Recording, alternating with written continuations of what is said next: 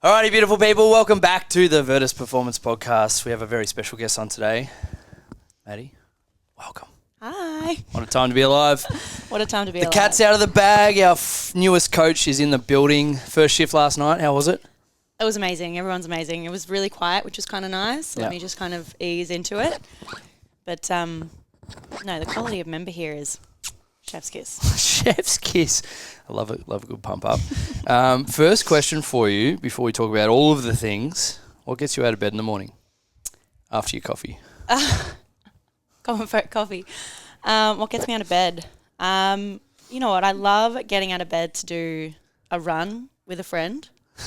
Like, as weird as that sounds. How'd your run go this morning? It was horrendous, was your direct quote from before. Yeah, the running itself was horrendous. But Yep. how good is a run and a yap? The best. Like, The best. it's such a good thing. What? Yeah, You no. could do a walk and a yap. Nah, it's boring. Then you got to get the run out. So you love a run. You love getting moving. Mm-hmm. Yeah. Yep. What else? Honestly, I really like working. I actually like getting out of bed and going to my job. Love.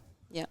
So whether it's the gym or even it's like I work at a retirement village with some oldies, and they're quality. They've got some really good stories, and they're good people. What's like the biggest learning as a 30-year-old-ish? What's the biggest learning you've had from the oldies over the last few years? Or like, are there constant themes that they teach you? Yes. Appreciate what you have while you have it. In terms of Well, I like, think I've only been at the retirement village for 2.5 years, I reckon. Yep. And I have watched some of my residents steadily decline in like cognitive function, physical ability. So I guess like, you know, I get up every day and I kind of take for granted the fact that I can move, I can run, I can lift, I can do all these things. And they're trying to still do those things, but obviously there's a decline in their ability. So yeah, I think it's just appreciate, you know, what you have while you have it and do as much as you can. to keep it for as long as possible. Yeah.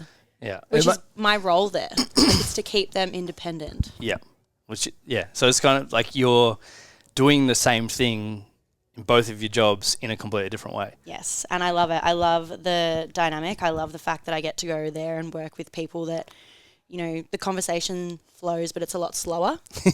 Yeah, that would be nice sometimes. Yeah, it is. And then I get to sit there, and sometimes it might just be that, you know, Doris just wants to have a chat. She just wants to sit there and tell me about her, you know, back in her 20s when she was a ballroom dancer and she was amazing.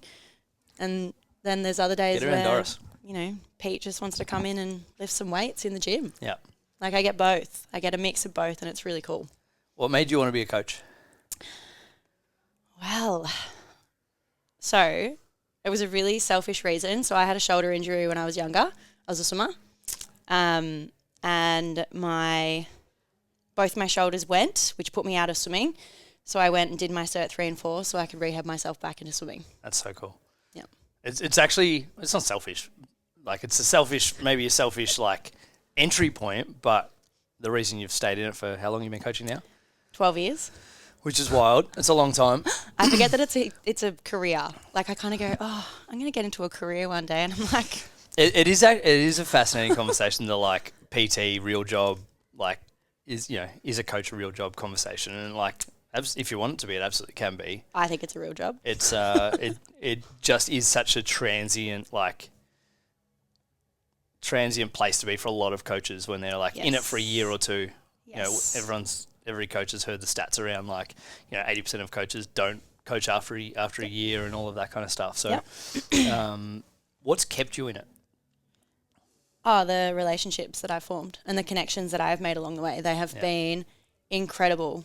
Like, I'm surrounded by, I think, I have a very, very quality, like, close circle.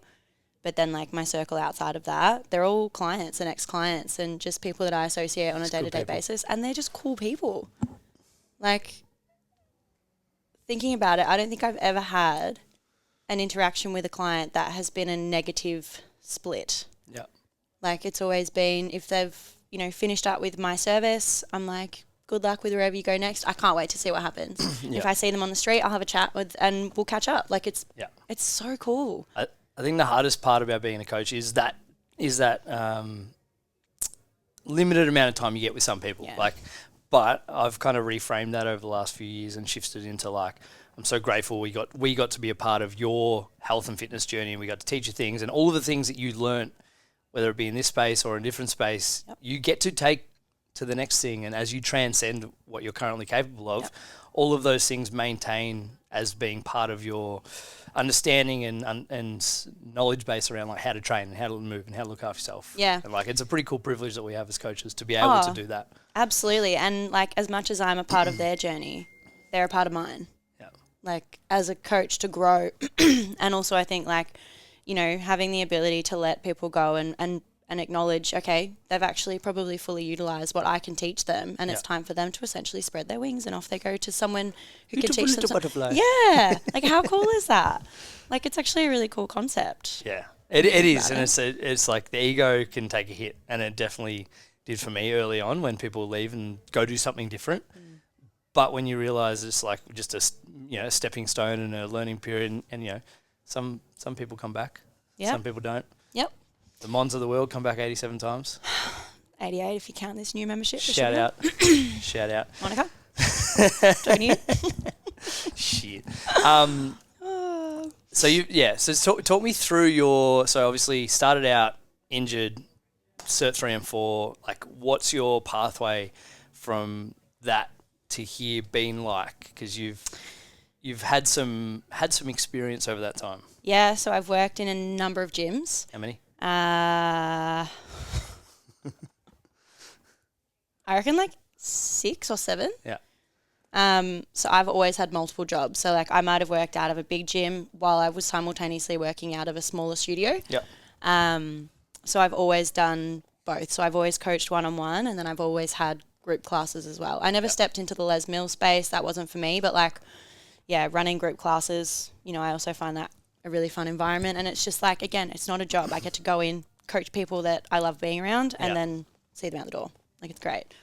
But yeah, so I've worked in big gyms as a one-on-one coach, and then I've worked in smaller studios, and I want to say 5 years ago, I was convinced by my osteo to go back to uni.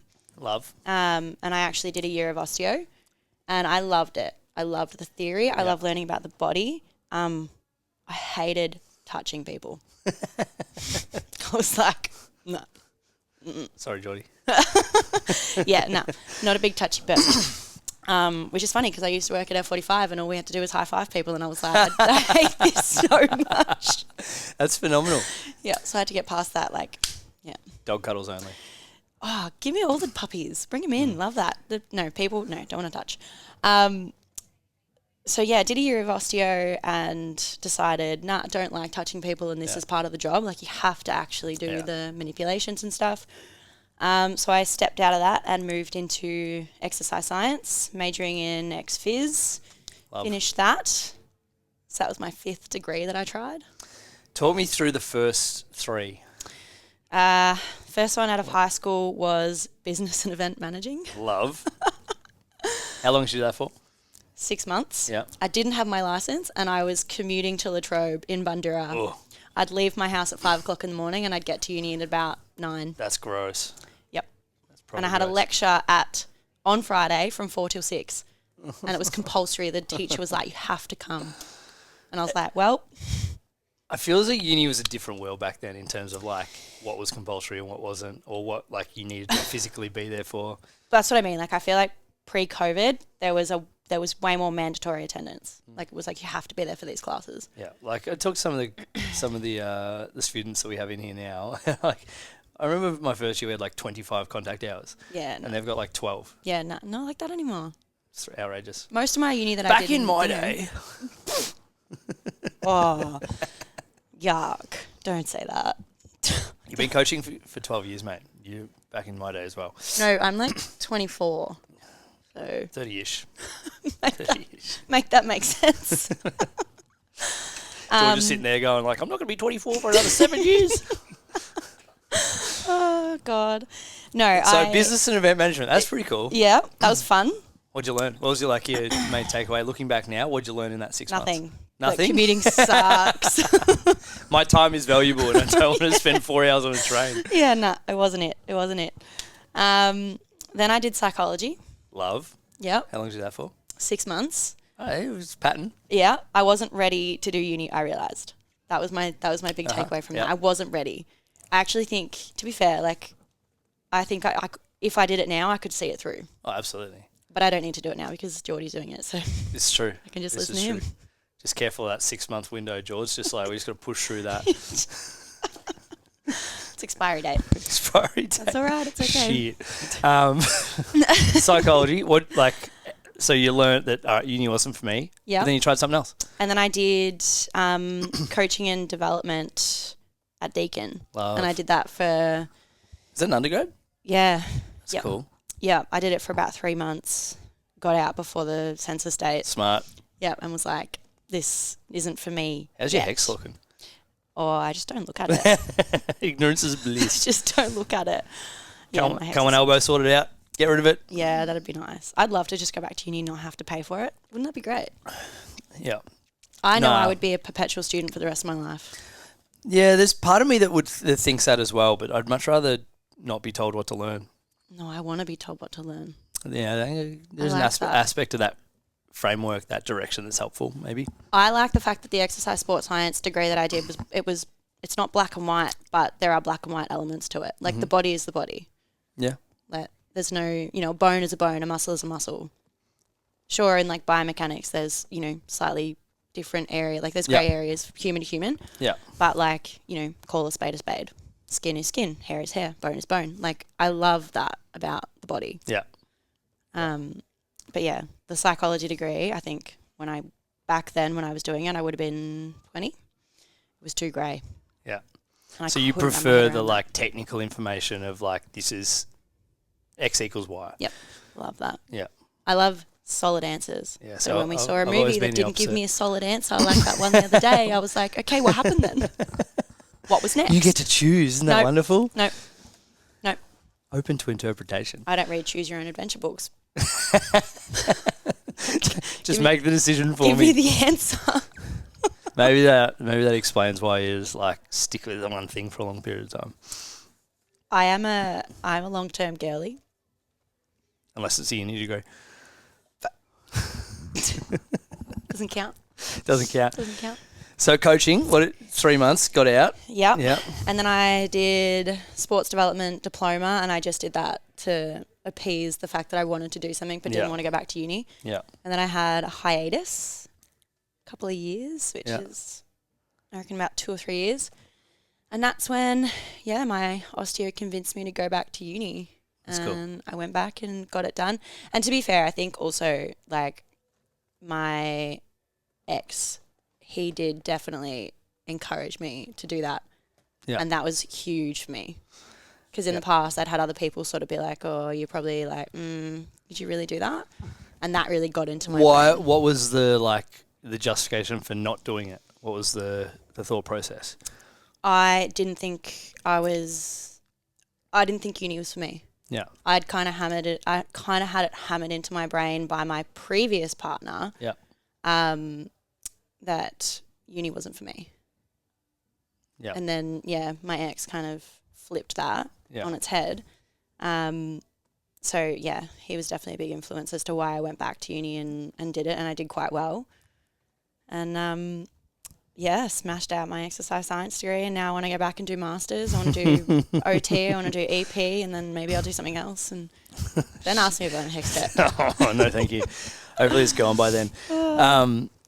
That's really cool. So, what was because you've obviously coaching through a lot of this period, right? All of it. Yeah, so the whole period. So you had skin in the game from I'm here to make people better, I'm here to drive adaptation, I'm here to connect and grow. Obviously, while you're doing that, you've got all of this experiential learning that you're having through different degrees and different periods of your life. What was the thing that solidified? Was it just growing up in terms of the solidifying exercise science as the thing, or was it something else? No, I think after doing a year of osteo, I realised I want to broaden my scope. I want to be able to help more people. So like, you know, being Cert 3-4 qualified, having my diploma of sports development, I was like, I can gen pop. Yeah. Very easy to navigate. I was like, I'd like to be able to know that if someone came to me with an injury, I may not have the answer, but I will know how to find the answer and I will know how to work it out and help them. Love that. So that was sort of my reason for doing sports science. And that was, it was sort of driven through osteo because I was like, okay, that wasn't for me, but I want to be able to understand the body to a degree that I can kind of impart that on other people. Yeah, love that. Yeah. Yeah, that's really cool. And then what drives the desire to do more? Is it that same thing, like broadening your scope, being able to help more people, being better at problem solving because you understand more? Yeah, I think there's a bit of that. I think there's definitely a part of me that, like, in the past has suffered with, like, a bit of imposter syndrome. And I just, like... Wild. Weird. I like the idea that I have the qualifications to, you know, kind of back that I know what I'm talking about. Being in the game for 12 years, I know that I know what I'm talking about, but I'm also humble enough to know that there's a lot of things that I don't know, and there's a lot of things that other people can teach me. You're on the right end of the Dunning-Kruger effect. Yeah. Took a long time to get there.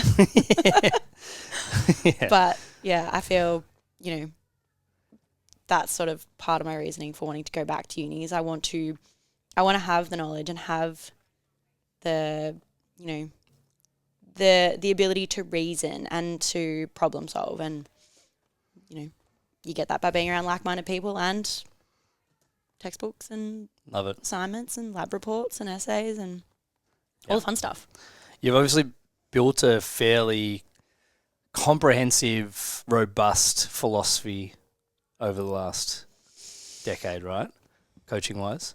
Maybe, but I don't think anyone's ever questioned me or asked what my good. philosophy Guess is. what? So, If you could, like, elevator pitch you as a coach, like what you care about, what you find is important, what your values are, what would you say?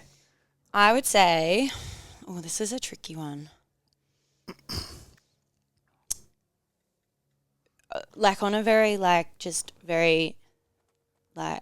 surface level, my job with a client when they come in is to make sure that they've left like smiling or laughing or feeling good. Yeah. Like at the very top, like that's, you know, as long as they've left feeling better than what they walked in. Yeah. I feel like I've done my job.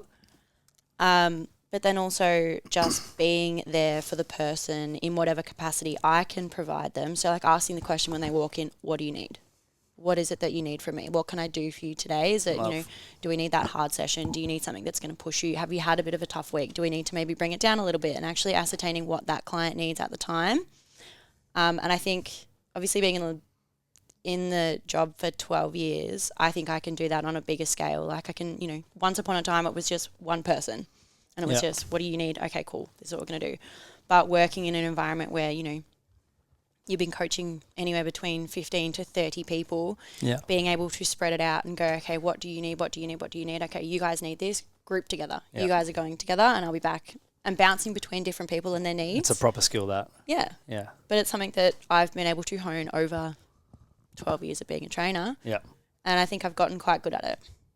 But again, it's getting people to leave that session feeling better than what they did when they walked in. What do you wish every client, every member knew or understood? Very ambiguous question, but about the world, about themselves. Yeah, I think I wish every client understood that what you're not changing, you're choosing. And also coming into the gym, you may not see improvements on a day-to-day scale, or you may just see minute improvements, and you have to be okay with that. Yep. It's absolutely fine to improve by, you know, this much. That's still improvement. Yep. And if you did that, and this is one thing I used to say to my members at the other gym, if you just put on those 2 500-gram plates either side every single week for 52 weeks, that's a 52 kilo increase. And I think this is because like adaptation is kind of it's the game, right? It's what we're here for. But there's an aspect that you don't need to adapt, or you don't need to necessarily get better to be successful. I think, like you were talking before about the decline you see in your residents. Yeah. That we see in people that stop training at all ages. Yep. You sometimes just maintenance and just being and showing up and ticking the boxes and doing the bare minimum that allows you to stay fit, healthy, or maybe manage the psychological stress you've got going on, or the trauma that you've had, or anything like that. That's still a win. Yeah. We're still making progress. Yep. Progress doesn't have to look like more weight or more sessions or running fast, jumping higher, any of that kind of stuff. No, it's phases. We like it too, but I like to think that like we're always in like a contraction or expansion phase. Yeah. And sometimes when we're in that contraction phase, just showing up, smiling, doing a half-assed 20-minute workout is better than missing the session and feeling shitty about yourself all day. Absolutely. And I think people need to understand that is this is like it's phases of life. Sometimes fitness and health potentially takes a back seat because you have other things that are more important and your priorities need to shift. Yep. I think we can teach people how to, I like to call them non-negotiables. So I like to have, X amount of sessions as like my non-negotiables. Even if I show up and they're average. How's that going lately? We don't need to talk about that. It's okay. It's a phase. It's a phase. Coach hats off. Have your non-negotiables, get those done. But then also acknowledge if you can't get those done, why is that? Yeah. And acknowledge, like, is it a real reason? Did I just not want to get out of bed that morning? Okay, we need to look at why that is the case. Yep. And then acknowledge it and then go, okay, cool, tomorrow I'll do better. And that's it. Yeah, I love that because everyone has their reasons, right? Like Absolutely. whether it be soreness or kids or work or we're juggling so many different balls at the moment, or just as part of life. So I think it's important to be like, you know what, it's okay if we put this ball down for a little bit. Yep. But we need to kind of have the intention of, all right, which balls are going to help us long term. Yeah. So that that decline that you mentioned before happens as late as possible and happens as slowly as possible. Yes. Yeah. But that's like, again, super interesting. Like I can't wait to see like this generation of people grow up to see how we differ to the people that I'm working with in the retirement village now. Yeah. Because we are far more strength focused. We've been in the gym a lot longer. We've been lifting. We've been, moving in a certain way that they didn't. Yes. And I suppose, I'm going to, hopefully, I'd like to think I'll be in this industry until I die, but who knows. But I can't wait to see, okay, this is where that happened for them. Yeah. And then watch myself, I suppose, go through that same journey and go, okay, when menopause hits, like what happens to my body and how does it change and how does it transition? Like I can't wait to watch that and witness that and actually, move myself through that. And I just think that's going to be, so cool. Yes. To witness. Agreed. And it's so cool to see so much of the older population realizing that at different stages. It might be 40, it might be 60, it might be 80, and doing something about it. Like the beautiful thing is about strength training is you can jump in at any time. Yep. Like you're not missing the boat if you're starting at 70. Nope. You're, so that whole, best time of planting a tree was 20 years ago, but the second best time is now. It's like you can, love that. That's a good one. Put that on a t-shirt. But it allows us to go, all right, I might not have been doing this thing. I might not we can do it at any age for any particular pursuit. But all training it's just a practice that allows us to find a groove into showing up, ticking the box, moving the needle, resetting, going again. And as long as we make sure we manage our resources, we enjoy it, and it's moving the needle. If I hear you say manage your resources one more time. Well, fuck, if you start managing your resources, maybe I'll have to stop fucking telling you. All right? I'm going to lose it. Yeah? Yeah, I'm going to lose it. Well, manage your fucking resources. Why are we still talking about My it? resources are managed. Are they? I feel great. What are your non-negotiables at the moment? So I've been a bit lax lately. That's okay. It happens. Which is super interesting that you mentioned phases because, like, personally, I've actually never gone through a phase where I've stopped training. Yeah. So, like, I've been training my dad will love this. Like, he used to wake me up early and I used to fight him on this. Like, I used to scream and kick and do all the things, and he would make me run and I would cry, or he would make me get up and do like push-ups and sit-ups and squats and stuff. So that's what he would do in the morning. I love it. Like, and my grandpa was a PTI in the Navy, so obviously, like, you know, that shone through. Yeah. But never ever went through a phase where I've had a long period of training, and this last, I want to say 6 weeks, it's probably the least amount I've ever trained. Yeah. Which is still a fair chunk of training for a normal person. Yeah. Yeah. So absolutely. your minimums have dropped. Yeah. I've trained probably twice a week for the last 6 weeks. Yeah. And for me, that's way down. Like, my watch is just telling me that it's like you've detrained. Aren't you doing 75 hard? Shouldn't you do 2 a day? Starting in May. Okay, cool. Yep. Didn't we start in Feb? You started in Feb. Okay, Again, we already had, you finished it, but I've been doing it for longer. So you might be doing 75 hard, but I'm doing like 100 hard. So you're doing 100 moderate at the moment. Oh, not even. Why do you think that is? Why do you think you've had that decrease in training? Is it a resource management issue? No, not a resource management issue. So it was a bit of bloody resource management. I'm going to talk to HR. It was definitely a bit of a health slip. So I got a bit sick for a bit. Resource management. Don't say anything. I reckon there was a stress element as well. Obviously, like, because I can actually, like, what are we in? What is that, May? No. It's currently April 23rd. April. So, yeah, it would have been like, about 6 weeks ago where my life actually started changing, and I actually made choices to start some transitions. So I imagine, reflecting, there was probably a stress element there. Absolutely. So my health kind of dropped off a little bit. I was just getting a little bit sick, a bit run down, and then actually got sick. So that just kind of put my training on the back burner. So I've just been allowing myself to recover. Atta girl. It's not fun. Like, it's not fun. It's also super annoying to have to take a step back. Like, it's frustrating.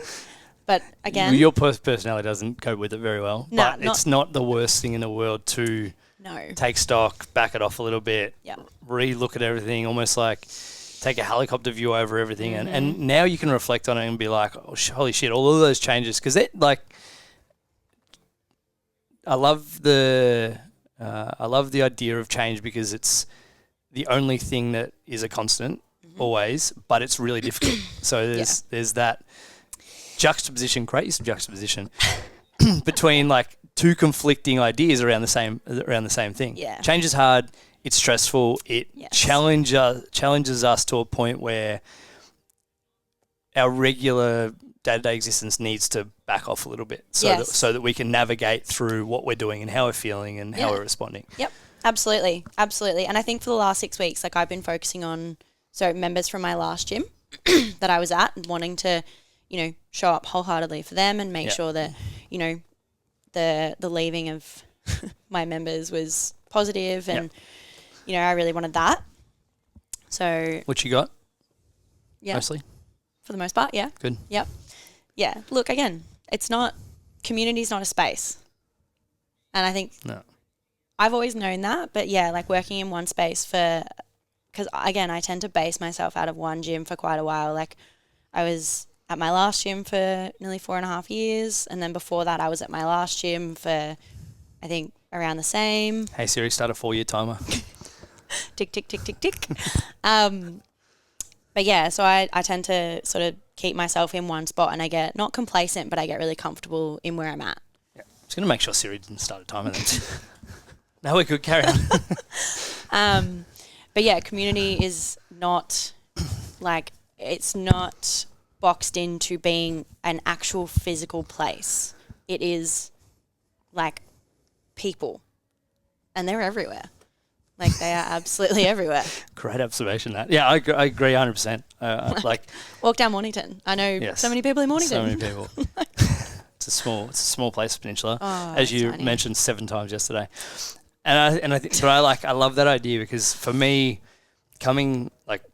one of the reasons Virtus is the way it is now is because coming out of COVID, it was like, what's important to us? What are the the pillars or the values, whatever word, the principles, whatever word you want to use around like how we're going to operate. Yeah. And the two words that kept coming up were people and place. Yep. We want to hang out with people we want to be around. Mm-hmm. Like you mentioned before that like everyone you've coached over the years, just good people, right? Like, and this is the thing, people are good. Yep. People are good. It's easy to focus on the shitty stuff, but people are good in a nutshell. Yep. And place, like you want to be with those people that you love in place you want to be. Yep. And that place can be Virtus, it can be Common Folk, it can be anywhere else. It doesn't have to be the place. Did you just name the two places that you spend majority That was, of your time? yeah. So natural. Yeah, absolutely. Absolutely. But like the community aspect of both of those places for me is like they're hubs. They're second and third homes because of the people that I get to see and engage with in those spaces. Yep. So like you've obviously been a big community builder and a big contributor to so many communities over the years. What is it about you that is drawn to that? What is it about me that's drawn to community? Or drawn to community, but like I think a big aspect of community that is missed for a lot of people who maybe don't feel a part of community or feel maybe like they're on the outside, it's contribution. And I've seen you contribute to so many different communities over the years. Yeah. And be a big driver of the standards and the expectations and the connection piece of community. Like what is it that makes you want to do that? I think I just love seeing people come together. I love seeing people want to be in the space. Like my dream space is a place where people want to come and train because obviously that's, that is one of my deep rooted passions. But also just wanting to hang out in said space because they feel good here. Like this is a safe space. Gyms should be a safe space. Absolutely. Because what we do is we are somewhere that people can come when they're at their lowest. We are a place that people can come when they're feeling amazing and they're like, I just want to hit a hard session and kill it. We're also a space where, people, I think as far as like gyms go, and again, I've only really ever worked in gyms, so I have no real comparison. Yeah, can anyone who works in an office tell us if the rest of the world is like this? Is it normal or what? I don't know. But yeah, like this, for me, a gym is a safe space, and being able to create that for people, I think is a really beautiful thing. Like people, and I don't know if, again, I'm gonna like hype myself up here because it's been, something that I've done for a really long time. I feel like I am a safe space for people. They can come to me and they can take essentially what they need. And it's, it's not something that is going to get out. Like if someone needs to sit down and tell me something that's bothering them or talk about something that they need to get off their chest, I'm not going to sit there and judge them. I'm not going to sit there and make comment. Like, it's that sort of question. Do you need a solution or do you just want to talk about it? Like you get to pick and choose. And I think, after being in the industry for that long, I think I have, again, honed that ability to be able to create that space for people. And in the past, when people have shut me down for doing things like that, because, typically or annoyingly, like stereotypically, gyms are supposed to be like those hype places. I'm not a cheerleader trainer. I'm not going to sit there and, yell at you and do like, go team. No, I'm not doing that. That's 100% not me, and it has never been me. But I will sit there and make sure that those clients get the training session that they need, but also get whatever else they need at the time. And I think that's, for me, is really important. Because that is going to create long-term safe space for members that want to come and potentially return to if they ever want to leave. If anyone wants to know why Maddy's working at Virtus, safe space. This is why. The Venn diagram is a circle. Yes. Yeah. Yes. Yeah. Like you nailed it. Because that's been our philosophy for years, is that we want to meet people where they're at. We want to give people what they need, and like you said, sometimes it's a big session, sometimes it's a cuddle, sometimes kick up the arse, which is hard because you need to intimately know someone to give them what they need. Like, yes. If like the two things we look at building, I talk to our interns about it all the time. is we want to build trust and willingness. Yep. And that trust goes both ways, and it's through all the different aspects of our gym. It goes for new members, it goes for old members, it goes for interns, it goes for coaches. Yep. If we can build those two things, that level of comfort for people to be able to show up exactly who they are and ask for exactly what they need comes through, because there's a level of vulnerability that can happen because they're safe. Yes. Because they're going to be okay. Yep. And I can absolutely vouch for that to be happening here, because I've experienced that even in my training here. Like that's... Talk me through that. Talk me through your... Because for those playing at home, Mads has been training here for a little over a year. Yes. Yes, I have. Yeah. Talk me through your journey into not being a part of Virtus to being a massive part of Virtus to now being a bigger part of Virtus. So I started training here about 13 months ago, I think. I was mentally just at not a great point. I was having a bit of a, what do we call it, like a life, bit of an implosion. You can use whatever word you want to use.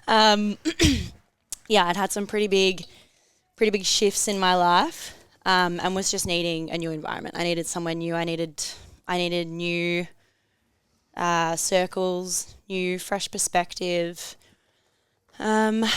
So yeah, I made the decision to come here, which is really interesting because I had always said I would never come here. Whack. Top that. And I took that personally. How funny. Yeah. Oh, how wrong were you? I was like, I would never ever come here. Why? I think quick sidebar. Tell me. I think some of that was a little bit like that competitive, fear-based drive from owners of gyms that I'd worked at, and I think, I think Virtus, like in my eyes, Virtus was always like one of the top gyms, and I think for me, I always kind of looked at it and was like, oh, I could never work there for starters, because again, it was just something that I was like, it's up here, and I was never quite there. But then, like, coming to train here, I was like, I'm not going to train there. No. That's so wild. I'm not doing it. I, had heaps of friends here. Everyone, spoke it up heaps. Like, Mon, she's been a long-standing member for her entire life. She would always talk it up, but I was always like, nah, I'm not. Yeah. Nah, I'm not going there. No way, I'm not going there. So interesting. No.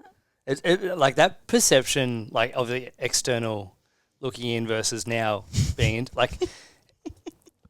do you think any part of it was warranted, or do you think it was like so what? Like, where does it come from? Is it an ego based thing? Yes. Is it a like? I will 100% put my hand up and say it was an ego based thing. Yeah. Yeah. It's fascinating. Yeah. It was, and it's such small minded thinking as well, like such small minded thinking. Like, I've worked at some good gyms, I've worked at some average gyms, like. You know, the fact that I ever turned my nose up at this place, I'm like, what's the thing on the board? What would you tell your younger self? Yeah. Grow up. Like, honestly. Cop that. Good question, Aiden. Good from him. But yeah, I just thought that was so funny that I was like adamant that I would never come here. Yeah. But yeah, 12 months ago I actually started training here. But before I started training here, I actually was coming here using the ice bar 3 times a week. And I was doing that because I was, again, going through some really stressful stuff in life. Just dipping the toe in, so to speak. Yeah. You like that? Literally. You like that? Literally. I was coming here just using the ice bar. I get that going again too, getting a feel for it. And then, I was like, okay, I need to actually step in. I need to push the ego aside. Take the plunge, so to speak. Take the plunge. I like it. You good. Yeah, that was good. Thanks. And then, and 12 months passed, and I've actually never been healthier, stronger. I got my strongest training here in the first 6 months. So, excellent program. That's probably mostly adherence, but let's wild. just tell us the programming. Also did put on, like, I'd gotten to a really unhealthy weight as well. So, like, I put on quite a bit of weight, got really strong, got really fit. Never been fitter, never been healthier, never been happier. Oh, put that on a t-shirt. Right? Georgia, clip that up. But yeah, like, and that's only 12 months too. Wild. Like, you think I've been training for, what, 31? 24. 24, sorry, you're right. 24. Been training for 15 years, and in 12 months, I got my absolute strongest. It's pretty cool. Like, that's actually, I think that's super impressive. Was never able to pull more than 100 kilos for a deadlift. Training here for 6 months, and I was already smashing that. Something in that. Like, I don't know. Good programming, good people. Well, that's it. Tick some boxes. That's it. And it was a space that I was coming to not just to train, but I was coming here to hang out with people. And, like, I was finding a new community. Yeah. So, you know, it says a lot. It's pretty cool. Yeah, I think on the competition in the gym industry, like, there's no such, like, I believe there's truly no such thing. Like, Makes me want to vomit. we're playing an infinite game here. We're trying to elevate the health capacity, happiness of the entire population. There are so many people who don't train, who don't go to gyms. And so many gyms fight over, try and market or try and fight over the same. 20%? Yeah, well, it's like 16% of the population have a gym membership or something along those lines. Yeah. Where, if we all did it the right way, I would like to think that number will continually grow and grow and grow to a point where there's always going to be more people than we need to go around. And people will find their space, they'll find where they want to train, and they'll do it in a way that's genuine to what is important to them at that particular time. Interesting concept. Is it? Really interesting. No, I think it is, because I think there's a lot of people that don't see it that way. And look, I'm not a business owner. So Good book, this. The Infinite Game, Simon Sinek would recommend. I am definitely not a business owner, and I would never be a business owner. I'm going to leave that to everyone else. Sure. No, because I love... You want to open another verti with me one day? No, I don't. No. You can open it. You can be in charge. I'll be in charge. Perfect. Nah, but like, again, the fact that all I want to do is make people better on a however many people I see, and the fact that I've, been able to work at so many gyms means I've had access to so many people. Yes. But I don't mind if they go to another space. Yeah. Again, it's... People, like I was saying before, there's an element that hurts when you, like, lose that connection with someone and don't get to help them anymore. But people will train where they want to train. They'll find a groove. And if what you were doing is what they want, they'll come back. Yeah. And then, I think I was talking to KP about it the other day. We've obviously had so many people come and go over the years, because there's a transient aspect to this business. Like, we're talking about Sofu's in Northern Territory at the moment. Shout out Sophie if you're listening. And we're chatting about Amy, who's about to go to Ireland, which is super exciting. and KP was saying that Lucy was super clingy with Amy yesterday because she's really leaving. Cute. Which is super cute, actually. But then there's like an element of sadness, but excitement for them. Oh, that's so wholesome. That's so wholesome. Very cute. And I think they're like, it's an interesting look at the girls' development.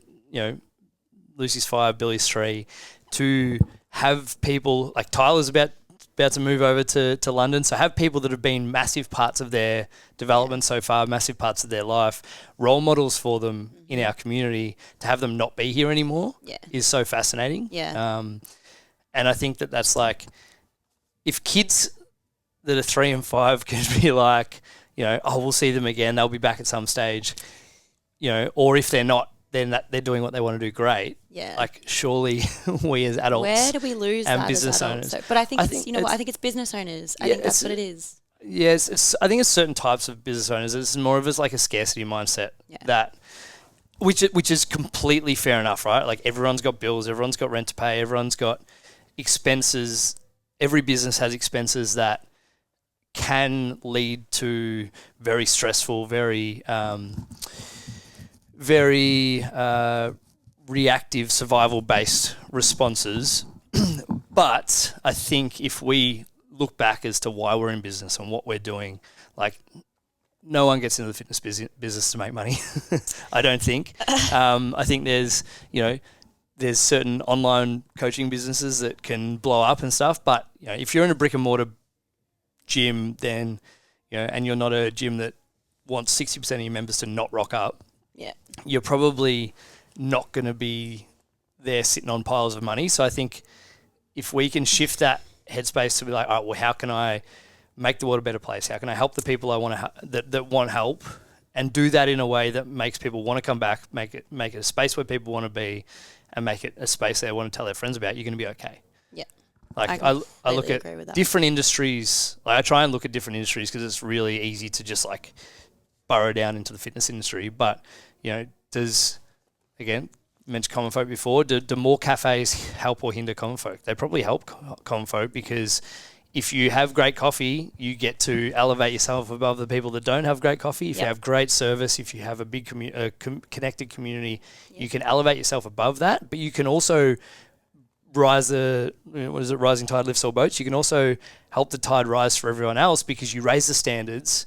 If we have, exercise science qualified coaches, we've got, coaches doing their masters, we've got coaches that have done 17 degrees or started 17 degrees. So much experience. Stabby.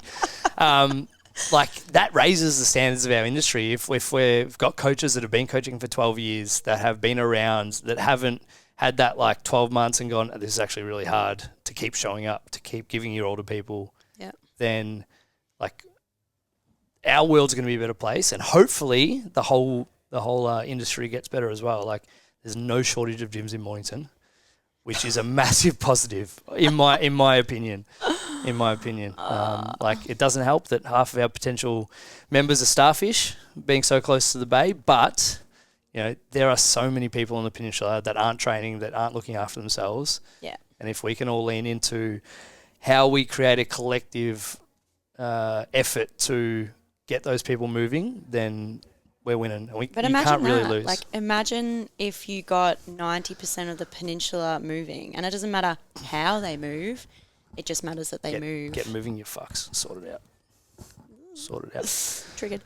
But yeah, just imagine that. Like rather than fighting over 20% of the population here that, are moving, and maybe some are gym hoppers and they go from here to here to here to here and getting upset that people don't stay at your gym. Like look at the bigger population that actually aren't moving, and what is it that they want? How do we get them moving? Because not everyone wants to go to a gym and lift weights, and that's totally fine. Maybe some people do just want... Just so you know. You're welcome to your opinion, just so you're wrong. No, you can do whatever makes you happy. Maybe some of them just want to run. Like maybe some of them want to do Pilates. I want to do a Sunday running club, but I also can't commit to doing Sunday running club because I don't love running all that much. You're more than welcome to get a Sunday running club going.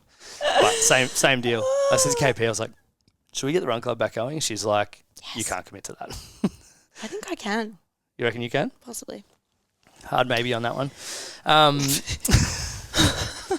There you go. Maybe run clubs are coming back. I'm not a good runner though, so I know. Remember, adaptation is task Jordy specific. And I have had this conversation so many times, and he's like, "You're a runner though," and I'm like, "You are a runner." I know what you're saying, and it's annoying that you're putting your coach hat on and talking to me in my own language.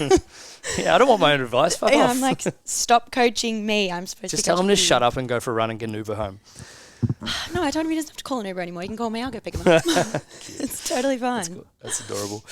All right, we're almost finished, and obviously we could talk about all of this stuff forever. But next question for you: what are you most excited for?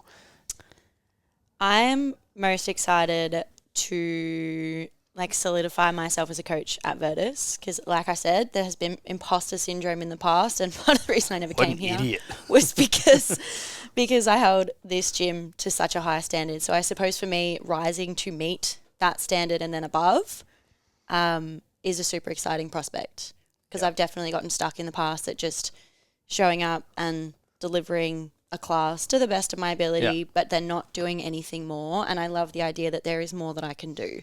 Yeah. I think it's a really interesting headspace to be in because it's like, and we've had this conversation around the imposter syndrome is like, it's unwarranted and unfounded for you to feel that way in here. But there's also a healthy aspect of that, like wanting to rise to Rise the standard, because like we've got on the wall, there's like 3 things that have been on the wall since we first opened, and one of them is standards you walk past, the standards you accept.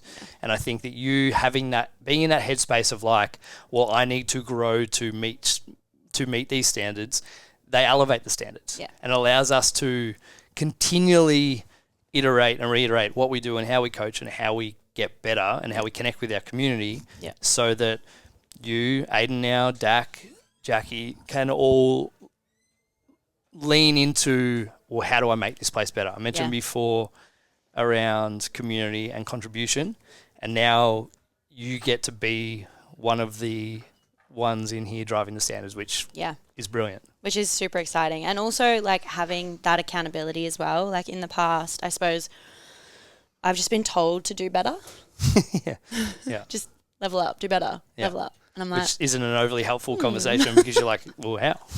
Well, that's like, it. You don't know what winning looks like if you don't know what winning looks like. Yeah, and, like, having some, like, clear-cut direction. And I think for me too, like I said, I will never own a gym because that's not my thing. Don't do it. I want to make... That's the best. I want to be in front of the members. Yeah. Like, I want to be in the community, like a front leading member of the community, and getting in there with them. Like, that means training with them. That means, like, doing the hard yards and being in the trenches actually with them. Like, I want to actually do that. Yes. That's my passion. That's my driver. It's, doing like-minded things with like-minded people. And I suppose I'm excited to be held accountable to reach the standard that even if it's just the standard that I set for myself, but it's that, constant accountability. Don't worry, I got some standards for you. I want them up here. I want them as high as they can possibly go. And then, just, constantly, we're not reinventing the wheel, but developing programs. And, like, I think, for me also being able to have some input in programming and getting back into that as well. Like, it's been 12 months since I have written a program. That's wild. Yeah. Like, I have not touched any kind of program writing. I have 2 clients that I kept, and like these 2 clients are my absolute favorite people. Like, they're amazing. I've been coaching them for years. Like, part of the furniture kind of deal. They're incredible. Like, Mary does Ironman training. Like, she just decided 2 years ago that she wanted to do it. Like, they're the only people that I've written programs for. That's sick. Like, now we'll get back into it. Now I get to branch out and, shake off all the dust and get back into it and do what I actually love doing. Brilliant. Which is amazing. Let's get to it. Any more for any more? No. No? No. No? No. No. Well, thanks for coming on. I know there was a little bit of apprehension, but easy peasy, right? It was just so a conversation. easy. It was. We're doing it tomorrow. I was going to push it out for podcast months. Tomorrow. Hey, the water doesn't get any colder if you wait for it. No, well, I think you said to an intern the other day, just do it. And he's like, I'll do it on Thursday. And you're like, well, it's not going to be any easier on Thursday. And I was like, Yeah, there is an element of that, just like eat the frog, get it going. Eat the frog. You haven't read that book? No. It's like do the hardest thing at the start of the day. I respect that. Because then the rest of the day gets easier. Build momentum. I absolutely respect that. Yeah, I dropped my coffee the other day and I was like, my day can only get better. That's true. So if you're sitting on something at the moment you need to do, fucking sort your life out and get it done. And good luck for 75 hard starting on May. Thanks for reminding me. No, you'll be right. You'll kill it. I'm excited for the next couple of months. It's going to be fun and beyond. Tuesday, Thursday nights at the moment. We'll add a couple of mornings into there over the next few weeks. But it's all happening. Super excited. And you'll run the May community session. You're in charge. Yep. Last Saturday in May. I have to check the date then. If you want to get around it. Yeah, it's not May yet. Mads will be on day 20-something of 75 hard, so you'll be able to ask her about it. Or don't. Nah, you'll be right. Thanks for listening. Love your work. Thank you. Be amazing. Have a good day.